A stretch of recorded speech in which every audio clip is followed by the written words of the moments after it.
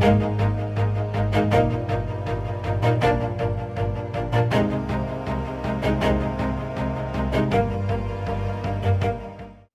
welcome to our March edition of WebeXions. I'm delighted to have with us today Othman Rafey. Othman is a seasoned cybersecurity advisor, and he has helped protect many companies against malicious threats. With a wealth of experience and a deep understanding of evolving cyber risks, he is dedicated to crafting tailored solutions and strategies to protect organizations from malicious actors. As a trusted guardian of data and digital assets, Othman is committed to staying ahead of the curve in the relentless pursuit of cybersecurity excellence. So we're delighted to have Othman today. So with no further ado, I will hand over to you. Thank you, Othman. Thank you, Ian, and hi, good afternoon, everybody. Can everybody hear me okay? Yep. Okay, great. So firstly, thank you very much for joining the call today. I'd just like to begin by talking a little bit about myself and what it is that I do. So I've been in the cybersecurity industry for just under 20 years. So I've been around the block quite a few times. At the moment, I currently work for a very large holding company that focuses on transport management systems, specifically within London.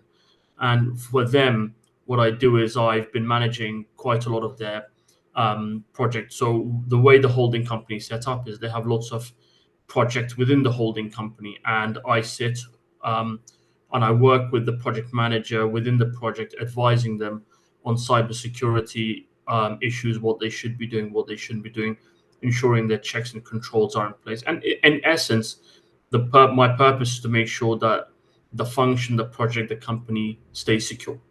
Prior to that, and whilst I've been working as a freelance consultant, I've also worked with other large and small size organizations. So the large could be companies that have revenues running in the billions, and small organizations that might have revenues in the hundreds of thousands or just under 1 million.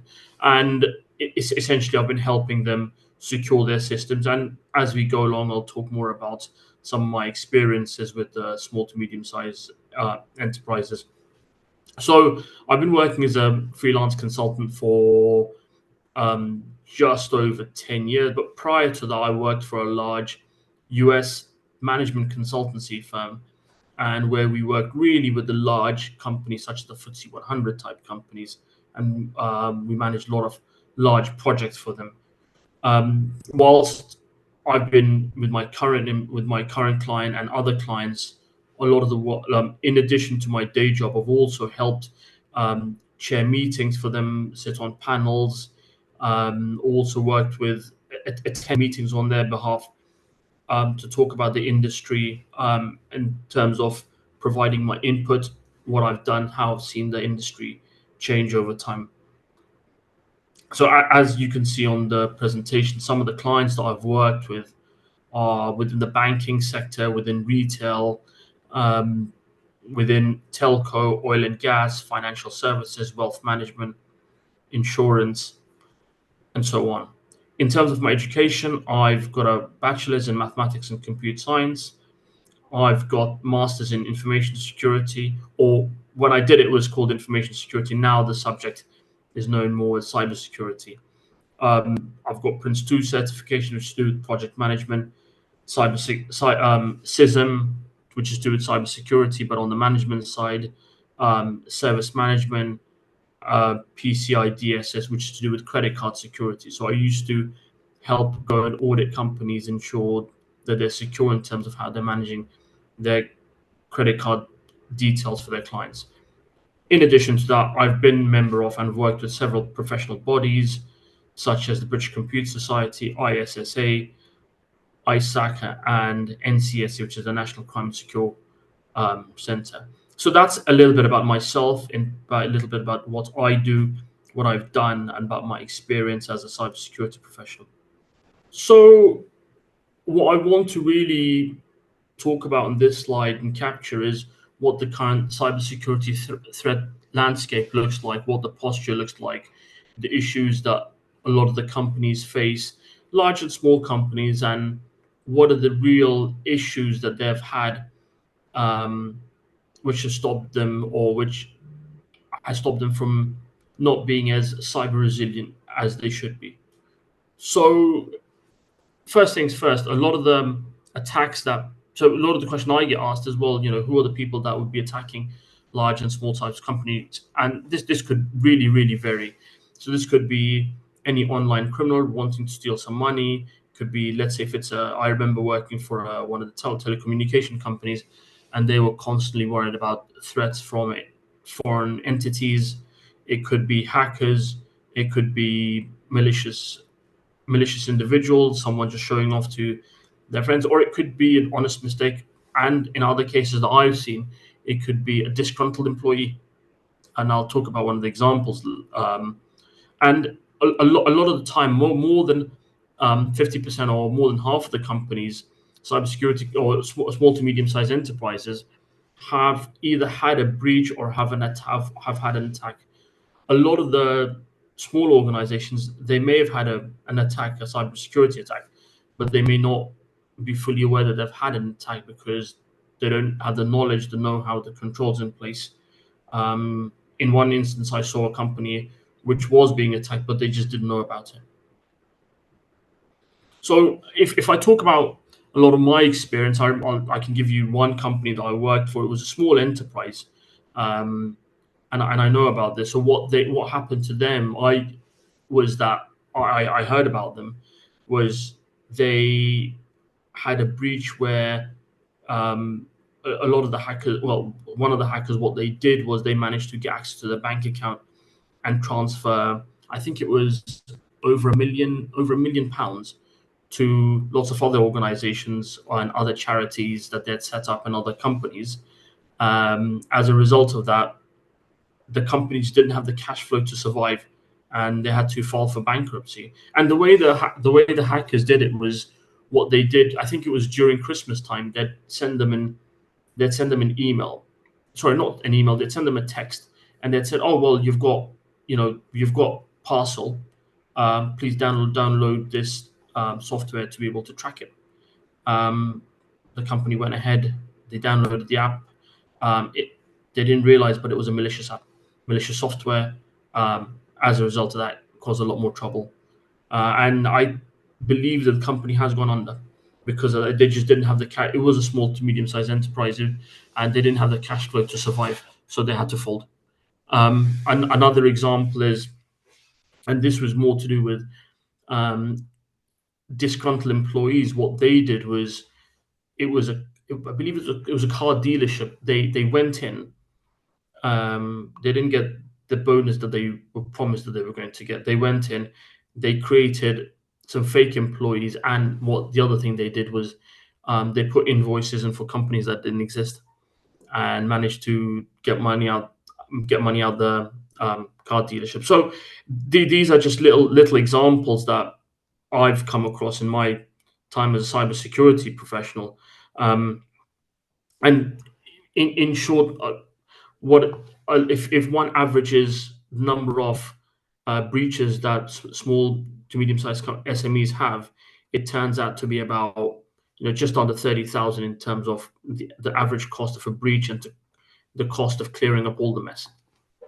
And if you look at the large organizations, hotels such as Marriott, they had a breach where they had half a billion, or close to half a billion people's data compromised. They were fined quite extensively, just under 20 million. Equifax, they were fined in the US just over 100 million. So these are large organizations that can that have been fined, but also a lot of the small organizations also have been breached, and we tend not to hear about them a lot more because they're the small organizations. But based on my experience and what I've done, they're more susceptible to being hacked than the large organizations. And the question a lot of people tend to ask is, well, why is that? And one of the reasons, well, there are many reasons. One, and the main one is there is lack of cybersecurity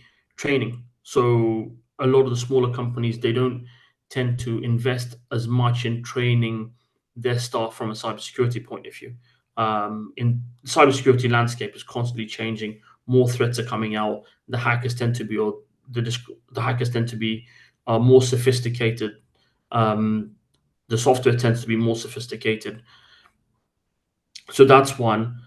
A lot of the, I mean, when I spoke to some of the board members and some of the senior people in senior management, they didn't see that, they didn't realize the importance of cybersecurity because they don't, it's very hard for them to understand what the ROI is, what the return on investment is.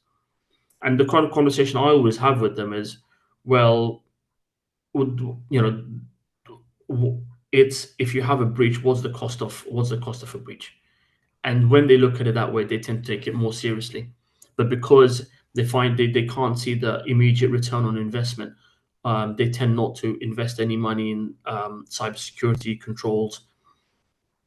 A lot of the time, companies tend to outsource the work that they do to third-party suppliers. And because they don't know, and because what happens is they tend to ask the third-party suppliers, well, do you have your cybersecurity controls in place? A lot of the time, the third-party supplier says, yeah, we do, even though they don't. The small to medium-sized enterprises, the companies, they don't know what to look for, what not to look out for, to make sure that the correct controls are in place. I mean, I'll give you just a very hypothetical scenario. Let's say, for example, if a company does get outsources their work to a third-party supplier, and the third-party supplier is dealing with personal information, and then they have a breach, the third-party supplier. In that scenario, the company, not the third party supplier, the company that outsourced the work, the SME in this case, they would be liable because the data belongs to them. So even though it was the third party, it was the supplier that had a breach, the data and the information belongs to the ultimate company, and they're the ones who'd be fined by the ICO. So this is something that a lot of people don't realize because they think, oh, well, we've outsourced it to someone else. Fine, not my problem. Well, actually, it is because you are ultimately responsible and accountable for the information. One of the biggest problems I've seen with, again, small to medium-sized enterprises is the lack of budget because they don't have the large budgets that the bigger companies have, and as a result of that, they're not able to invest in cybersecurity, invest in protecting themselves.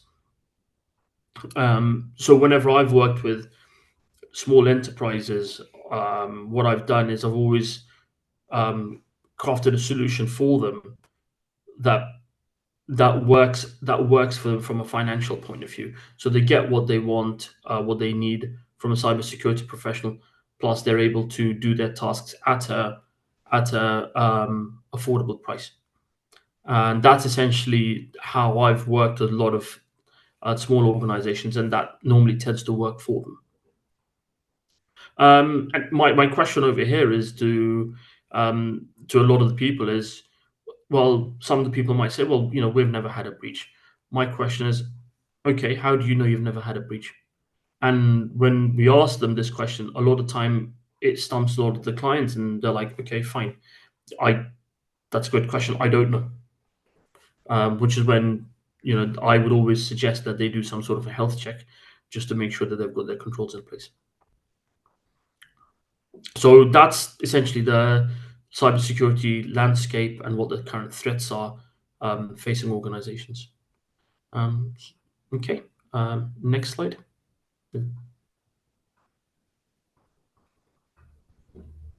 Okay, could we just go one?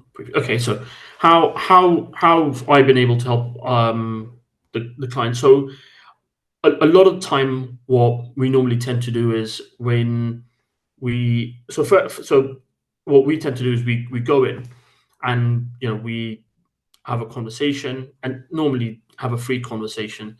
You know, there's just to find out from them, and essentially what we're trying to do is help clients in terms of improving their cybersecurity posture. So I have to also make it clear that, you know, we are completely vendor agnostic. We don't have any allegiance to any vendors. We're here to help the clients, and that is that. I know a lot of consultants, what they do is they might have a tie up with other vendors, and they'll come in and they'll try and push that solution into the third or to the within the organization and get them to adopt it. We don't do that here. We're completely vendor agnostic. So going back to what I was saying, so I remember I was working for one of the small retail firms, and they needed a cybersecurity assessment. So the way I normally work with them is typically how I tend to work with SMEs. Is I'd normally say, okay, fine, we go in and we have a conversation. So it doesn't charge them anything; it's for free. The initial conversation, just to see what we can do for them, what they need. Once they like one, so in this case, the retail company, the small retail company that I worked with, they liked what I had to say. So I went in and I defined the scope. So we went into to define the scope, and I went in to have a conversations with them to find out what it is that they were doing, make sure that they had the controls in place. Once the scope was defined, once the parameters were defined, I then went in and did an assessment on their controls. So I went in, did the controls, made sure had risk assessment in place. Because they were a retail company, they were taking a lot of online payments. One of the things I found was the online payments that they took on their website, it wasn't secure. So they needed to make sure that all their payments, their card holder was correctly held, and done in a proper manner. Once that was all identified, we assessed, had there been any breaches, had there been any risks, had there been any compromises. We got in touch, and I, as a cybersecurity advisor, was liaising on their behalf with all the relevant bodies, the banks, to make sure that there were no breaches.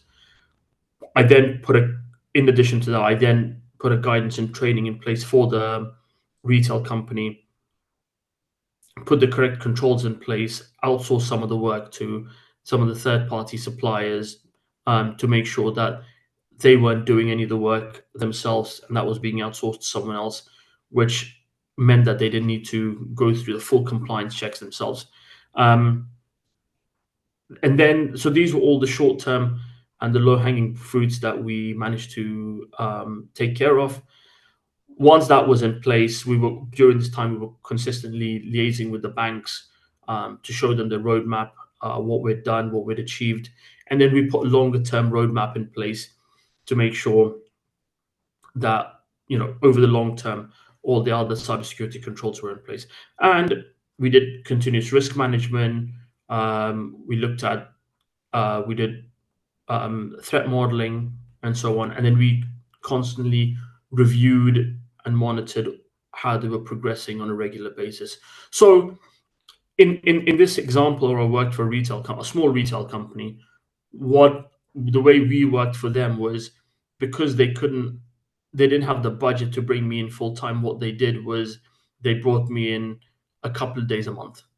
I was an advisor for them a couple of days a month. I would work with them during that period, and during that period, they called me. They could call me anytime they wanted, ask me any questions that they wanted, and that was a really cost-effective solution for them, because as a result, they managed to resolve the cybersecurity issues without having to kind of bring someone on board.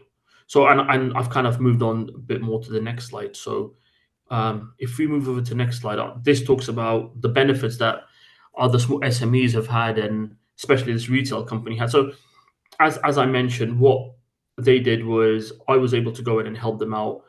And as a result, so we structured a payment where I was only there for them 2 days a month. That worked for them. And I'd give them tasks to do. They would go in, complete their tasks. And as a result of that, they were able to get a cybersecurity professional in place to help them out, resolve their cybersecurity matters without having to bring someone in full time. This was also a very flexible approach for them, that they liked, because although I was working for them 2 days a month, they could call me at any times with any questions that they had. It was very affordable. I helped, as I was the cybersecurity person within the company, I helped them select the right not so much the individuals, but the third-party suppliers that they needed to get the work done, make sure that third parties had their cybersecurity credentials up to speed, up to scratch, and everything else was in place. As well, I also worked as I was acting as a point of contact for the small to medium sized enterprises, and working when I had to liaise with banks and other cybersecurity organizations as well on their behalf, and they were quite happy to just pass that role on to me. So this was one way that I could help them out, and this was quite a flexible approach that I feel that a lot of the SMEs that I've worked with tend to like, because they can get a cybersecurity professional on board. And at times, I've also had to sit on board meetings and advise the board in terms of what it is that they need to do. So the board really understands the importance of cybersecurity as well. And these are the real benefits that companies have had, as well, and mainly the SMEs, in terms of having a flexible approach but getting a cybersecurity professional in place. And that's pretty much my slide. So anyone's got any questions? Thank you very much, Othman. I think that's very informative, and clearly shows your expertise in this area. And as you were speaking, that was going through my mind in terms of physical theft and fire and everything else that goes with it. Whereas this is very much the cyber version.